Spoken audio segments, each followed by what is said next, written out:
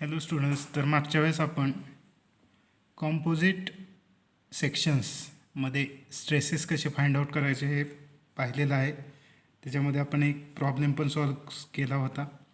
आता आपण पुढचे प्रॉब्लेम सॉल्व करणार आहोत कॉम्पोजिट सेक्शनचे. तर बघा, हा प्रॉब्लेम आहे.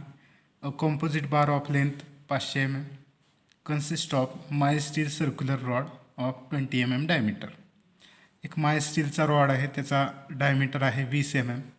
Enclose in a brass tube, brass ट्यूबमध्ये एनक्लोज केलेला आहे. आणि त्याचं कंडिशन काय आहे? ब्रास ट्यूबचं डायमेन्शन काय आहे? 30 mm एक्सटर्नल आणि 22 mm इंटरनल डायमीटर. म्हणजे बघा, तर अशी एक ब्रास ट्यूब आहे, अशी एक ब्रास ट्यूब आहे. ट्यूब आहे म्हणजे पोकळ आहे, सपोज ट्यूब आहे, पाईप आहे थोडक्यात. अशी ब्रासची ट्यूब आहे, ब्रासची ट्यूब आहे. त्याचा एक्सटर्नल डायमीटर आहे 30 आणि इंटरनल डायमीटर आहे 22. ओके, अशी एक ब्रासची ट्यूब आहे आणि त्याच्यामध्ये माय स्टीलचा सर्क्युलर रॉड, ज्याचा डायमीटर 20 mm आहे, तो आतमध्ये एनक्लोज केलेला आहे. म्हणजे हा एक MS चा रॉड आहे, सॉलिड रॉड आहे, MS चा रॉड आहे हा. ह्याचा डायमीटर आहे 20. ओके, हां, अशा पद्धतीचं हे एक्झाम्पल आहे. आणि हे एक्झाम्पल आपल्याला सॉल्व करायचं आहे. म्हणजेच काय करायचं आहे? It is subjected to axial pull of 60 kN. 60 kN pull आहे, इक्वल आणि अपोजिट, म्हणजे टेन्साईल लोडिंग कंडिशन आहे, पूल आहे. Fine stresses in MS rod and brass tube. ठीक आहे, म्हणजे बघा, जर आपण साईड व्ह्यू काढायचं म्हटलं तर असं आहे साईड व्ह्यू. ही ब्रासची ट्यूब आहे, सपोज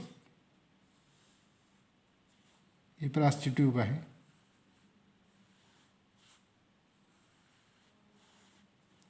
आणि हा असा आतमध्ये MS रॉड आहे, हा MS रॉड आहे, MS माय स्टीलचा रॉड आहे.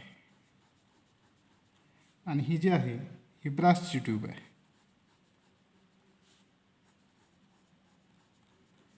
ही ब्रासची ट्यूब आहे,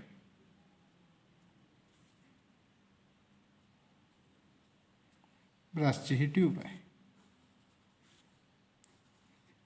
किंवा पाईप आहे. आणि आतमध्ये हा MS रॉड आहे. ह्या सगळ्यांची लेंथ दिलेली आहे त्यांनी 500 mm. ठीक आहे, आणि इथं आपण ॲक्सियल लोड अप्लाय केलेला आहे 60 kN.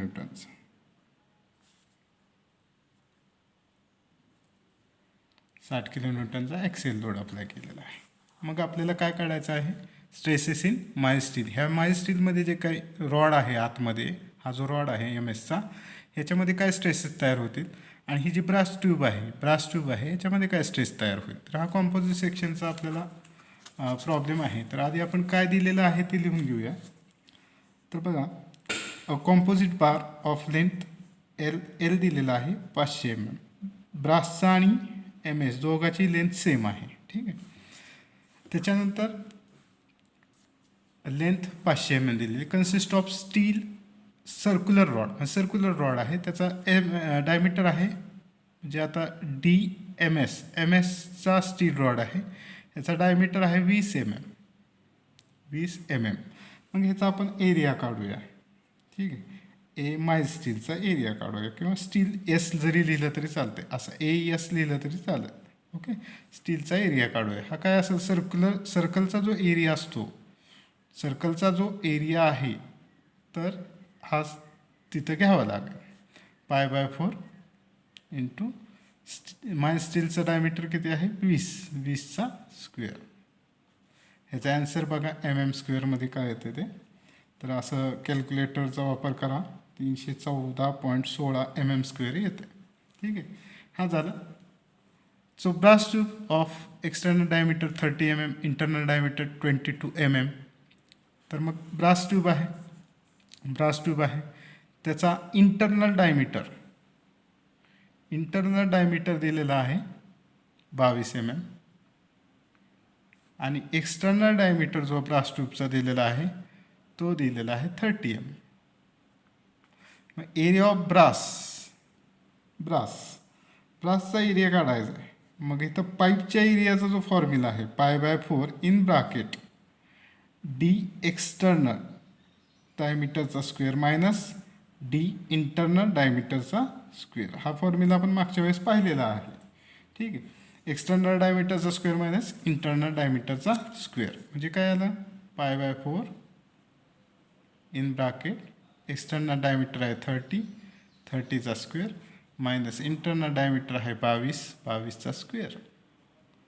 म्हणजे हे आधी ब्रॅकेट सॉल्व करून घ्या कॅल्क्युलेटरचा वापर करून, मग π/4 मल्टिप्लाय करा. तर तुम्हाला इथं आन्सर येऊन जाईल 326.72 mm². बघा पहिल्यांदा एरिया आपण कॅल्क्युलेट करून घेतलेला आहे. ठीक आहे. आता नेक्स्ट काय दिलेलं आहे, Young's modulus of steel 210 GPa. 210 GPaचं आपल्याला न्यूटन पर mm² मध्ये करायचं आहे कन्व्हर्जन. तर आपण मागच्या लेक्चरला सुरुवातीलाच पाहिलेलं आहे की 1 GPa बरोबर 10⁻³ न्यूटन पर mm². ओके.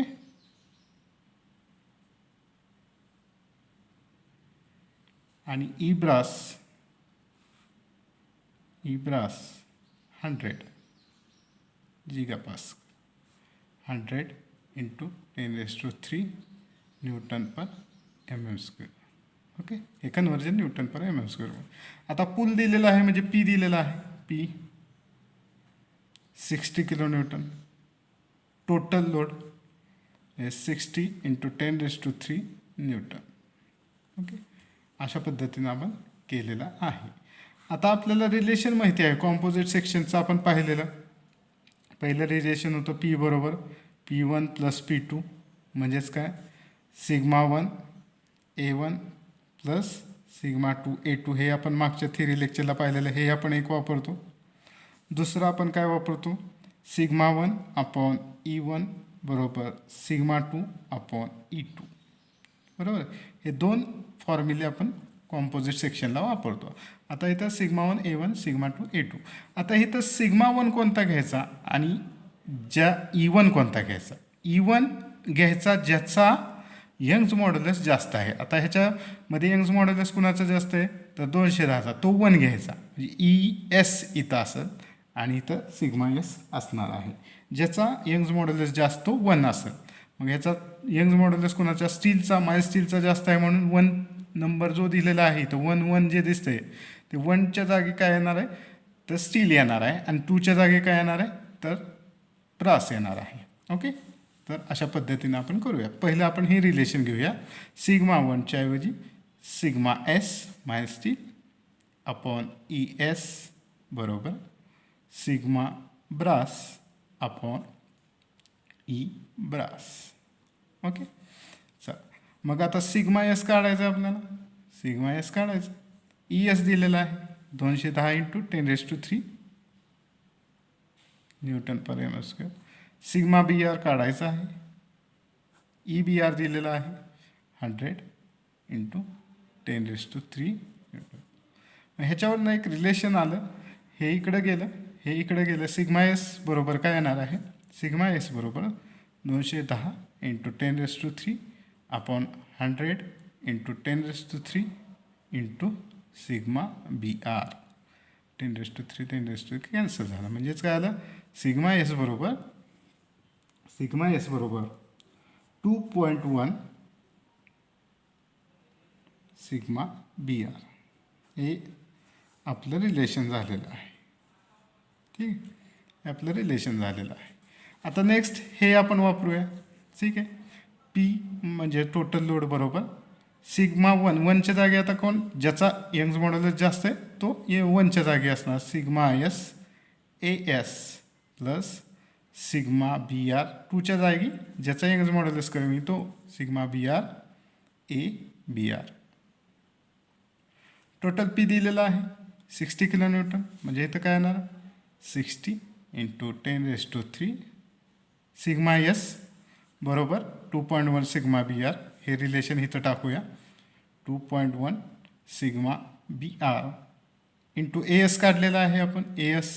AS काढलेला आहे 314.16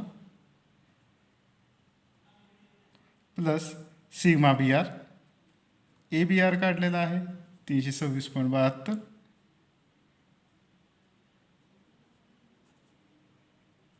ओके, म्हणजे आपण हे का केलं तर in terms of sigma B R हे आलेलं आहे. In terms of sigma B R आलेलं आहे. म्हणजेच काय 60 × 10⁻³ सिग्मा बी आर कॉमन काढू. Sigma B R in bracket 2.1 × 314.16 plus 326.72. ठीक आहे. मग हे तुम्ही सॉल्व करा. आधी ब्रॅकेट सॉल्व करा. हे सब मल्टिप्लिकेशन प्लस हे आधी सॉल्व करा. तुम्हाला असं येऊन जाईल 60 × 10⁻³ सिग्मा बी आर इंटू 986.456. कॅल्क्युलेटरचा वापर करा. हा ब्रॅकेट सोडवा. म्हणजे ह्याच्यानुसार सिग्मा बी आरची व्हॅल्यू येईल. सिग्मा बी आर बरोबर 60 × 10⁻³ हे डिनॉमिनेटरला गेलं 986.456 बरोबर. किती आलं ह्याचं कॅल्क्युलेशन करून बघा. 60.82 Nm² येते. म्हणजे आपल्याला सिग्मा बी आर हे आन्सर आलेलं आहे. आता सिग्मा एस काढायचं आहे. सिग्मा एस बरोबर आता हे रिलेशन आपण मिळवलेलं आहे. सिग्मा एस बरोबर 2.1 sigma B R. Sigma B आरची व्हॅल्यू आपण काढलेली आहे 2.1 × 60.82 बरोबर. हे आन्सर आलं. कॅल्क्युलेटरचा वापर करा. याचं आन्सर येते 127.72. असं आन्सर तुम्ही कॅल्क्युलेटरचा वापर करा येऊन जाईल. अत्यंत सोपं. म्हणजे एक तुम्हाला हे दोन फॉर्म्युले महत्त्वाचे आहेत बघा. टोटल लोड बरोबर P1 + P2, कारण ह्याच्यामध्ये लेंथ सेम आहे आणि तो फोर्स जो आहे टोटल तो P1 आणि P2 मध्ये विभागला जाणार आहे. Sigma 1 A1. P म्हणजेच काय सिग्मा बरोबर काय असतं.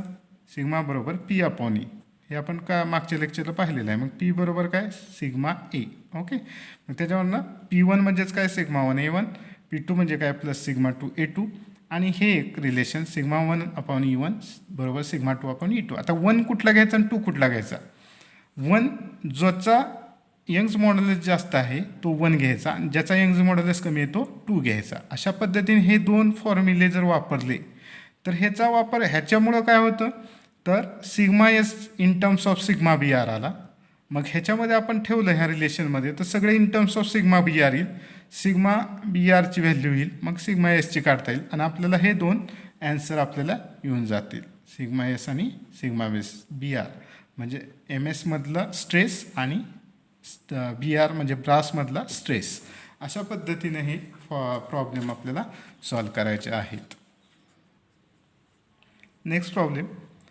2 vertical rods of steel and other of copper are each rigidly fixed at the top. हे दोन रॉड आहेत. हे स्टीलचा एक रॉड आहे आणि हा कॉपरचा रॉड आहे आणि वरच्या साईडला ते काय केलेले फिक्स केलेले आहेत जसं फिगरमध्ये दाखवलेलं आहे. A horizontal cross bar of copper is fix at to the rod at the lower end. हा एक असा हॉरिझॉन्टल क्रॉस बार आहे.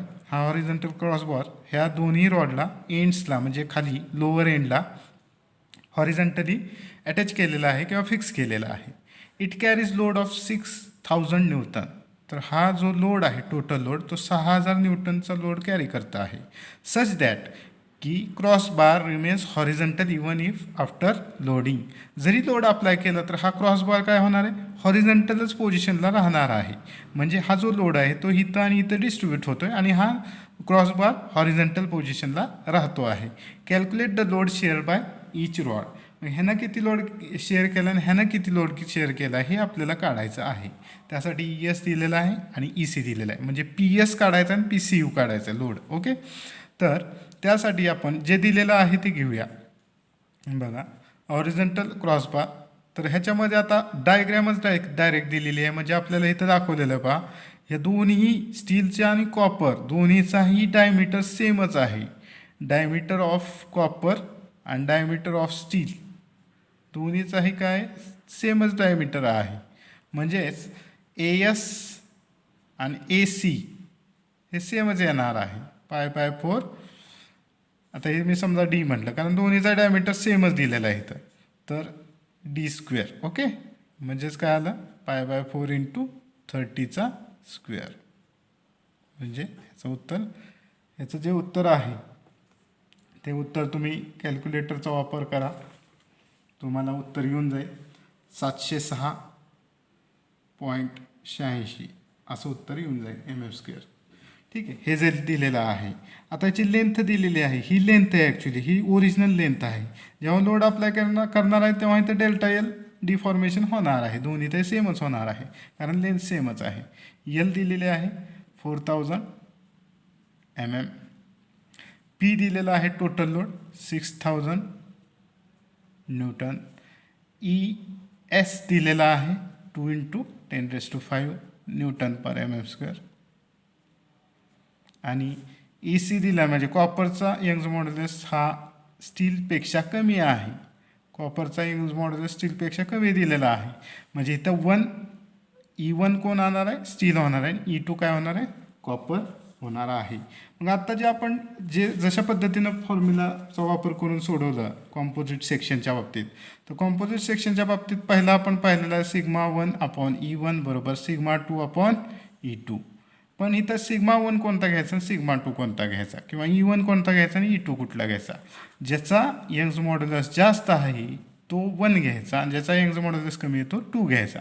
म्हणजे इथं काय आहे, यंग्स मॉड्युलस स्टीलचा जास्त आहे, σS/ES बरोबर σC/EC.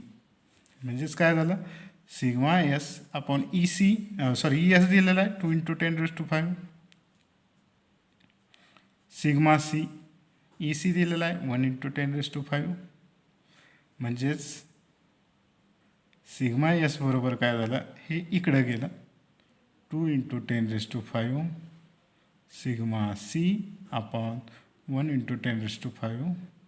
ओके, मग हे 10⁵ कॅन्सल झालं, 2/1 म्हणजे 1, म्हणजे हे रिलेशन तुम्हाला आलेलं आहे 2σC, हे पहिलं ओके रिलेशन. नेक्स्ट आपल्याला माहिती आहे P बरोबर टोटल लोड बरोबर P1 + P2, म्हणजे इथं P1 काय सिग्मा म्हणजे PS असेल, PS + PC, मग इथं σS AS + σC AC. σS बरोबर काय आलं 2σC AS आणि AC दोन्हीचं, कारण दोन्हीचा डायमीटर सेमच आहे 30 आणि 30, त्यामुळे एरिया दोघांचाही सेम आलेला आहे 706.86 प्लस σC 706.86, आणि जो P दिलेला आहे तो पण दिलेला आहे 6000. ओके, मग 6000 σC कॉमन काढा 2 × 706.86 प्लस 706.86, हे सॉल्व केल्याच्या नंतर तुम्हाला σC मिळतं आहे 2.83 न्यूटन पर mm². ओके, हे झालं ॲन्सर. मग ॲन्सर नाही पण σC निघालेलं आहे. मग σS बरोबर काय 2σC, म्हणजे 2 × 2.83, म्हणजेच काय झालं σS बरोबर काय झालं 5.66 न्यूटन पर mm². आता आपल्याला काय सांगितलेलं आहे, तर स्ट्रेसेस नाही काढायचे, तर load share by each rod, म्हणजे ह्याचा P1 काढायचा आणि ह्याचा P2 काढायचा, म्हणजे ह्याचा PS काढायचा आणि ह्याचा PCU काढायचा. तर तुम्हाला माहिती आहे PS बरोबर आपण जे इथं आत्ता वापरलेलं PS बरोबर σS AS. σS किती आला आहे 5.66 इंटू AS किती आला आहे 706.86, म्हणजे P in terms of Newton येतो आहे, PS येतो आहे 4000.82. तसंच PC बरोबर, आता तुम्ही PC बरोबर σC AC, म्हणजेच σC किती आला आहे 2.83 इंटू AC किती आहे तर तोच आहे 706.86. तर ह्याचं जे उत्तर येतं आहे ते 1999.18 किंवा डायरेक्ट असं करू शकता 6000 minus sigma S A S बरोबर सिग्मा सी ए सी. ओके, असं पण काढू शकता. हे झालं आहे आन्सर.